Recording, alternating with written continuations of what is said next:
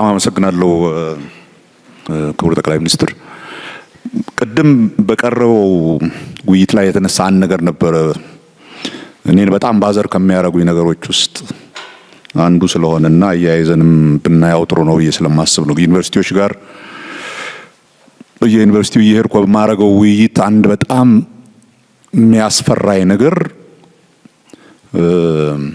ይሄ ነው የሚባል ኢንቴሌክቹዋል ኢንቫይሮንመንት አለመኖሩ ነው። ይሄ የውይይት አዲስ ሀሳቦችን አንስቶ የመወያየት ባህል ፓርትሊ ቢኮዝ ይሄ የጊዜው ፖለቲካና ሾርት ተርም እንትኑ እየገፋው ወይም እያስፈራው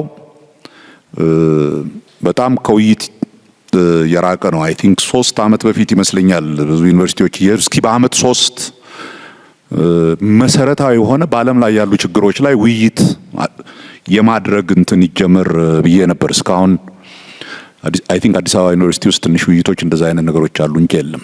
ይሄ ፓርትሊ የሚመስለኝ ይሄ የገባንበት የጊዜው በየጊዜው ያሉ ኢሾች ከዛ አልፈን ሰፋ አድርገን እንዳናይና እንዳንወያይ አድርጎናል። ይሄ ደግሞ ከምሁራኖቻችን ልናገኝ የሚገባንን ጥቅም እንደ ሀገር እያጎደለብን ነው። ይሄ ግን ዴንጀረስ ቴሪቶሪ ሊደርስ ይችላል አንሌስ አዘርዋይስ ከፊታችን ምን እየመጣ ነው የሚለውን ነገር በደንብ ካላየ ነው። ይሄ አምስተኛው ቴክኖሎጂ ወር አምስተኛው እንትን ነው እየመጣ ያለው በሚለው ላይ አክቹሊ አሁን ያለው የፖለቲካ ስርዓት ኦር የኢኮኖሚ ስርዓት ካፒታሊዝም ሊሸከመው የማይችል ስርዓት እየመጣ ነው የሚል ኤክስትሪምሊ በእኔ እምነት ኢምፖርታንት እና ሰፊ ውይይት የሚፈልግ ኢሹ ነው የተነሳው።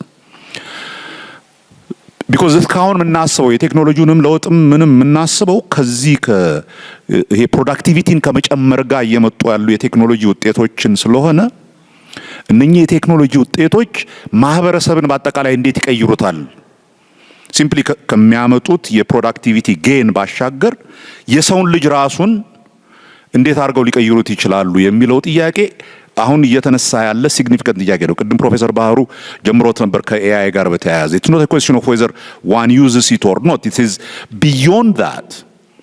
በተለይ አሁን ይሄ አርቲፊሻል ኢንተለጀንስ እና ምናምን ከባዮቴክኖሎጂካል ባዮ ሜዲካል ኢንጂነሪንግ ምናምን ጋር ሲቀያየጥ ሊመጣ የሚችለው ምንድን ነው የሚለውን ሲሪየስ ኢሹዎች ይዞ እየመጣ ነው። ካፒታሊዝም የሚሸከመው አይነት ነገር አለም እየመጣ ያለው ካል አት ሲስተም ሌቭል ዜን ምንድነው ምን አይነት የህብረተሰብ ውቅር የህብረተሰብ አደረጃጀትና አሰራር ነው። የህብረተሰብ ስል የሰውን ልጅ አጠቃላይ የእውቀት እንትኖች ይዞ ከሂዩማኒቲስ ጀምሮ እስከ ሳይንስና ቴክኖሎጂ ኤንድ ሞራል እንትኑን በሙሉ ጨምሮ አንድ ነገር እየመጣብን ነው። there is this thing coming ግን ምሁራኖቻችን እየተወያዩት አይደለም። it really scares the hell out of me ለኔ የሚያስፈራኝ ነገር ነው። የሚያስፈራኝ ለምንድን ነው? እንደ ከዚህ በፊቱ ከሌላው ጋር እየጠበቅን ነው እስኪመጣ ወይንስ እስኪ ለመጀመሪያ ጊዜ ይሄ እየተቀየረ ያለ ዓለም ላይ እኛ ስታምፕ ልናደርግ የምንችለው የራሳችንን ዕውቀት ዴቨሎፕ ማድረግ የምንችልበት ውይይት ማድረግ እንችላለን ወይ የሚለውን ስለማላይ ነው በዩኒቨርሲቲዎቻችን ውስጥና I think ይሄ it's a very important ሞመንት ብዬ አስባለሁ። የዛሬው ውይይቴን ለመናገር የሚፈልኩት ለዛ ነው። that is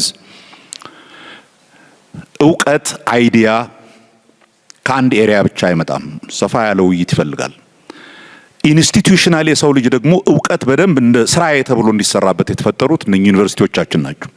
ዩኒቨርሲቲዎቻችን ደግሞ ለረጅም ጊዜ የተፈጠረባቸው ችግር ከውይይትና በዚህ ሐሳብ እንዳይረዱን እያደረጋቸው ይገኛልና I think ይሄንን እንደማንም ፈታ አርገን እነኚህ ውይይቶች not just about የዛሬ ሰላም እንዴት ይመጣል ምናምን ከሚለው ባሻገር where is this world going, where is our role፣ እንዴት ነው ይሄንን ዓለም የሚመጣውን ወጀብ መቋቋም የሚችል ህብረተሰብ የምንፈጥረው in the short run።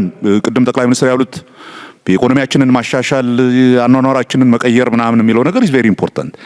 ቆይቶ ግን ትልቅ ጥያቄ ነው ይዞ የሚመጣው እንዴት አርገን ነው ህብረተሰብን ኦርጋናይዝ የምናደርገው፣ ምን ብናረግ ነው የተረጋጋ ዘላቂ የሆነ ህብረተሰብ የምንፈጥረው የሚለው ነው። እዛ ላይ ውይይት ያስፈልገናል። ምሁሮቻችን ሊረዱን ይገባል። ምሁሮቻችን እዛ ውይይት ውስጥ ያለ ፍርሃት እንዲገቡ ምንድነው ማድረግ ያለብን? ቢኮዝ ኢት ኢዝ አ ዩኒቨርሲቲ ሴቲንግ ከጥያቄውን ባሻገር ለዩኒቨርሲቲዎቹ ነው። ካን ዊ ኢንጌጅ ኢን ዛት ካይንድ ኦፍ ኢንቴሌክቹዋል ኤንተርፕራይዝ ማለት ነው። ፕሮፌሰር ብርሃኑ በጣም ወሳኝ ጥያቄ ነው ያነሳው። ምሁር መጀመሪያ ከራሱ ጋር የሚነጋገር ነው አልኩ እንጂ መጨረሻ ላይ ኢንፍሉዌንስ የሚያደርግ ነው፣ የሚያስከትል ነው። ብዙዎቹ የምሁራን ሚና የዩኒቨርሲቲ ሚና ብለዋል። እኔ ቅድም ሀምብል ለመሆን ዩኒቨርሲቲዎችን ብዙ ላለመናገር ነው የተቆጠብኩት። አሁን ካንተ ጋር ሰው ትንሽ ገባ ብዬ ልናገር። ጅማ ላይ ኮሪደር ሰራን፣ ሮቤ ላይ ኮሪደር ሰራን። በጅማና በሮቤ ኮሪደር ስራዎቻችን አስቸጋሪው ኤሪያ ዩኒቨርሲቲ ነው። አስቸጋሪው እንኳን ማህበረሰብ ሊቀይር ለመቀየር የማይችል ማለት ነው። አዲስ አበባ ዩኒቨርሲቲ ይህን አካባቢ የዩኒቨርሲቲዎች ሲቲ እናርገው ብሎ መንግስት አስቦ መንግስት አቅዶ ማገዝና ቻምፒየን ማድረግ ሲገባው ይሄን ሁሉ ሰፈር እያፈራረስን ስንሰራ ጫት ቤት ስናባረር፣ ሺሻ ቤት ስናባረር፣ አረቄ ቤት ስናባረር፣ ይሄ ዩኒቨርሲቲ ግን እዛ መንገድ ዳር ይሄን የሚያክል ግቢ ያለው አጥሩ ጋር ፉክክር ያለው ይመስል ድንጋይ ይጠፈጥፋል። ወደ ውስጣችሁ ተመልከቱ። ግቢዎቻችሁ ስራ ይፈልጋሉ። አይዲያዎቻችሁ መጥራት ይፈልጋሉ። ንግግር እዚሁ ጀምሩ። እዚሁ ይሄ ንግግር ምናልባት በሚዲያ የሚደገፍበትን መንገድ ማሰብ ይቻላል። ዝም ብሎ ለፌስቡክ ሳይሆን ውይይቱ እየታየ በናሽናል ሚዲያዎች የሚተላለፍበት ሌሎች ሰዎች የሚደርሳቸው ከዚህ በኋላስ መቀሌም ባህር ዳርም ምናምንም ይሄን እየተማሩ በየአካባቢያቸው እንዲያስፉ ማድረግ ይቻላል። ያን ካደረግን ኢንፍሉዌንስ ማድረግ ያቅተናል ብዬ አላስብም። እኔ ለምሳሌ ፕሮፌሰር ብርሃኑ ብንወስድ በሩቅ ተቃዋሚ እያለ ተፋላሚ እያለ ከነበረው ኢንፍሉዌንስ በላይ በእኔ መንግስት ውስጥ ካቢኔ ከሆነ በኋላ በጣም ኢንፍሉዌንስ አድርጎኛል። ለካ ተቃዋሚዎች ስራ ይሰራሉ፣ ለካ ኢንስቲቱሽናል ቲንኪንግ አላቸው ብዬ ሞር አክብሬዋለሁ። የድሮ ብርሃኑና የዛሬ ብርሃኑ ለኔ እኩል አይደለም። ድሮ ማስብህ እንደ ፖለቲከኛ እንደ ተፋላሚ ነው። አሁን ግን አንድ ስራ ይዞ መስራት እንደሚታትር ሰው ነው ማስብ። ኢንፍሉዌንስ የመጣው በተግባር ነው። ተሰጥቶ ባታደርገው ያ ኢንፍሉዌንስ አይኖርም። ይህን አካባቢ ተማሪዎች በሰላም ሳይሳቀቁ ወጥተው አንበው ይመለሱበት ስናደርግ ይቀየራል። አብሮት ላይብረሪ ከሰራን በኋላ ከኋላም ከፊት ችግር ነበር። ከፊት የአርበኞች ህንጻ ነበር። በብዙ ልመና በብዙ መተካት ነው ያነሳናቸው።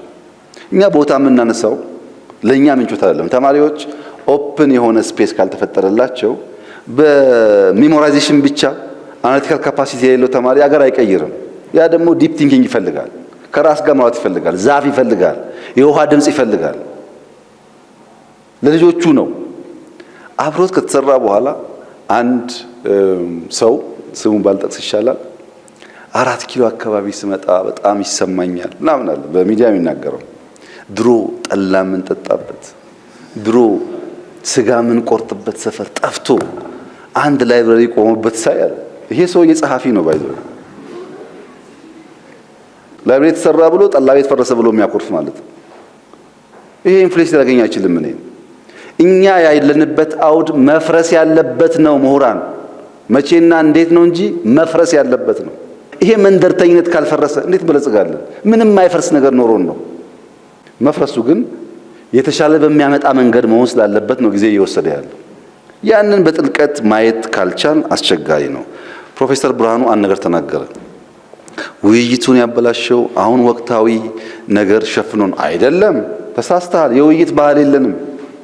በኢህአፓ ጊዜ የውይይት ባህል የላችሁም። ወረቀት ታቀበላላችሁ እንጂ የውይይት ባህል የላችሁም። አንዳንድ ሰዎች መጥተው እዚህ ይናገራሉ። አውቃለሁ እሱ። እነሱ ሰዎች ግን መይሶን ለመስማት ዝግጁ አልነበሩም። ባህሉ የለም። ስብሰባ እናውቃለን። ወር መቀመጥ እናውቃለን። 2 ወር መቀመጥ እናውቃለን። 2 ወር ተቀምጠን ግን ምን አመጣና እናውቅም። እና ውይይት ባህሉ አልነበረም። እንፍጠረው ካልከይ ብቻ ነው ካንተ ጋር መስማማው። ቅድምም ብያለሁ። ከረንሲ እዚህ ያለው ሰው ከረንሲው አይዲያ ነው። እመነኝ፣ ወርቃማ አይዲያ ከመጣ የኢትዮጵያ መንግስት ተኝቶ ባይገባው የጅቡቲ መንግስት ይቀበለዋል። የሚሰራ አይዲያ ካለ ከረንሲውን አውቆ የሚጠቀም ሰው ካለ መንግስታት ሁሌም ክፍት ይሆናል። ቅድም ባነሳውልህ ሮቤ ከተማ ሞክረን ነበረ ኮሪደር፣ ትንሽዬ ሙከራ።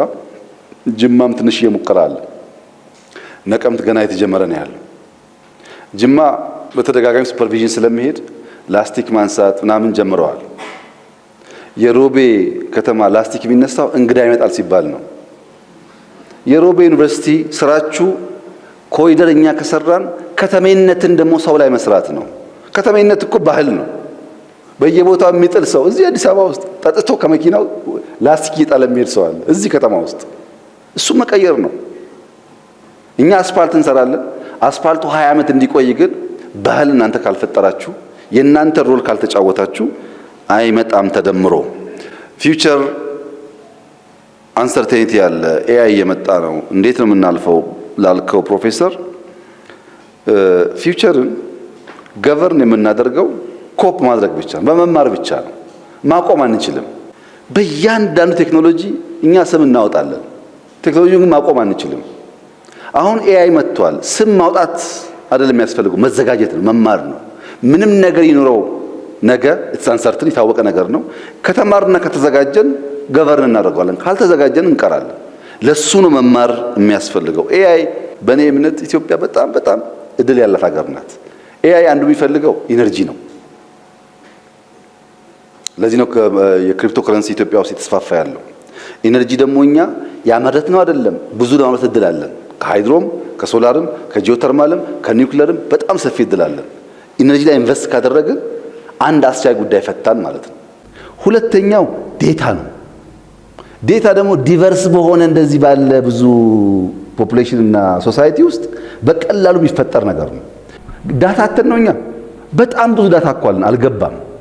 የገባው ስድቡ ብቻ ነው።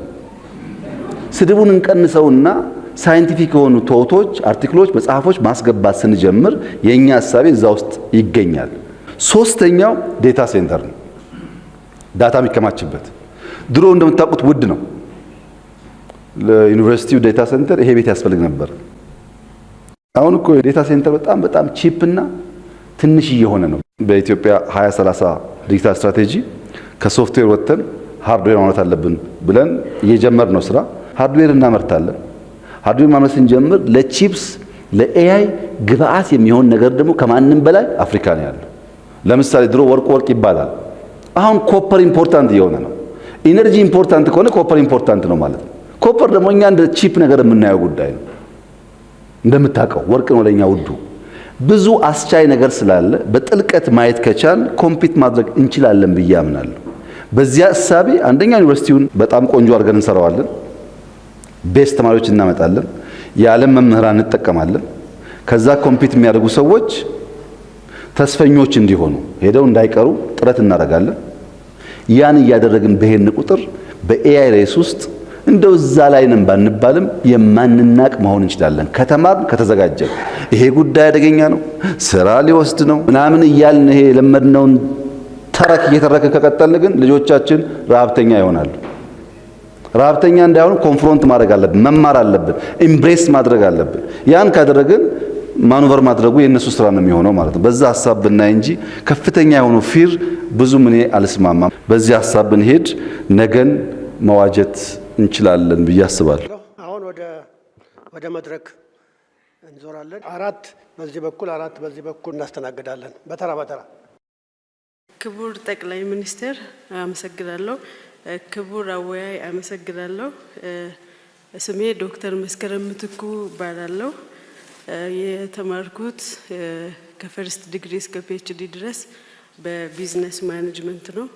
በአሁኑ ጊዜ በዩኒቨርሲቲው የቢዝነስና ኢኮኖሚክስ ኮሌጅ የኤክዚኪዩቲቭ ቫይስ ዲን ሆኜ እያገለገልኩ እገኛለሁ። እኔ መጠየቅ የምፈልገው ስለ መጪው ዘመንና የሀገራችን የኢኮኖሚ ተወዳዳሪነት ዙሪያ ነው። ክቡር ጠቅላይ ሚኒስቴር፣ እንደሚታወቀው መጪው ዘመን ውስብስብና ከፍተኛ ውድድር የሚያይልበት እንዲሁም ቴክኖሎጂ አስደማሚ በሆነነት የሚለዋወጥበት እንደሚሆን ይታወቃል። በዚህ ውስብስብና እርስ በርሱ በተሰናሰነ የኢኮኖሚ ዑደት አሸናፊ ሆኖ ለመውጣት የምሁራን አስተዋጽኦ ከፍተኛ እንደሚሆንም ይታወቃል። እንዲህ ባለ ዓለም ውስጥ በብዝሃ ዘርፍ ኢኮኖሚ ተወዳዳሪ ግን ደግሞ በተወሰኑት ልቆ ለመገኘት የሀገራችን ብሎም የአፍሪካ ምሁራን ሚና ምን መሆን አለበት ይላሉ? በዚሁም ጋር ተያይዞ የኢኮኖሚ እንቅስቃሴያችን ምሁራንን ለማሳተፍ ምን ያህል ዝግጁ ነው ይላሉ? አመሰግናለሁ። አመሰግናለሁ ክቡር ዶክተር አብይ እንዲሁም አወያይ። እኔ ፕሮፌሰር አጎስ አሸናፊ ይባላለሁ። በትምህርት መስክ የባዮሳይንስ ኢንጂነሪንግ ተመራማሪ ነኝ። ከአክሊሉ ለማ የጤና ምርምር ማዕከል ነኝ። በዚህ ሀገር ታሪክ ምሁራን ለውጥ ለማምጣት ያደረጉት አስተዋጽኦ አያሌ የህይወት መስዋዕትነት አስከፍሏል። ከዚህ የተነሳ ምሁራን ንቁ ተሳታፊ ከመሆን ወደ ኋላ ብለዋል ይባላል። ሁኔታዎችን ምቹ አድርጎ የነቃ የምሁራን ተሳትፎ እንዲኖር መንግስቶ እንዴት ለመስራት አስቧል? አመሰግናለሁ። አመሰግናለሁ ክቡር ጠቅላይ ሚኒስትር፣ እንዲሁም የተከበሩ አወያይ። የቆየ አለም እባላለሁ። በትምህርትና ቋንቋዎች ጥናት ኮሌጅ መምህር ነኝ፣ ተመራማሪ ነኝ። በአሁኑ ሰዓት ደግሞ የኮሌጁ ኤክዚኪዩቲቭ ዲን በመሆን በማገልገል ላይ ይገኛለሁ። በእርግጥ እኔ ማንሳት የፈለኩት ጥያቄ በተወሰነ መንገድ በክቡር አወያዩ ተነስተዋል፣ ግን በጣም ኢምፖርታንት ነው ብዬ ስለማምን እና የእርስዎንና የመንግስትዎንም ሀሳብና እቅድ ማወቅ የበለጠ ስለምፈልግ ነው የማነሳው። በቅርቡ በእኛ ኮሌጅ እና በዩኒቨርሲቲው አመራር ትብብር ከፍተኛ ትምህርት በፍጥነት በማደግ ላይ ባለው ቴክኖሎጂ አውድ በሚል ሀሳብ ያለው ውይይት አካሄደን ነበረ። ስለዚህ የማነሳው ጥያቄ ከዛም ጋር የተያያዘና የዛ ቀጣይ ነው ማለት እችላለሁ።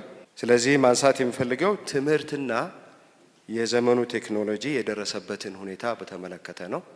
ቅድምም በአወያዩ ለተነሱ ጥያቄዎች ነካ አድርገው መልሰውታል። ስለዚህ ትምህርት እነዚህ ኢመርጂንግ ቴክኖሎጂስ የሚባሉት እንደ ኤአይ፣ ሮቦቲክስ እና አይኦቲስ መምጣት ጋር በተያያዘ በርካታ እድሎችና ፈተናዎች ይዞ እየመጣ ነው ማለት ይቻላል። እኔም እንደዛ አስባለሁ። ስለዚህ ከዚህ ጋር በተያያዘ መንግስት ያለውን ዝግጁነት የበለጠ ቢገልጹልን የሚል ሀሳብ አለኝ። እንዲሁም ደግሞ በዚህ ዘርፍ የተማረ የሰው ኃይል ከማፍራት አንጻርስ ምን ዝግጅት አለ? እንዲሁም ከምሁራን ጋር ተቀራርቦ ከመስራት ጋርስ የተያያዘ መንግስት ምን ያስባል? የእርስዎን አስተያየት ብንሰማ የሚል ነው። አመሰግናለሁ።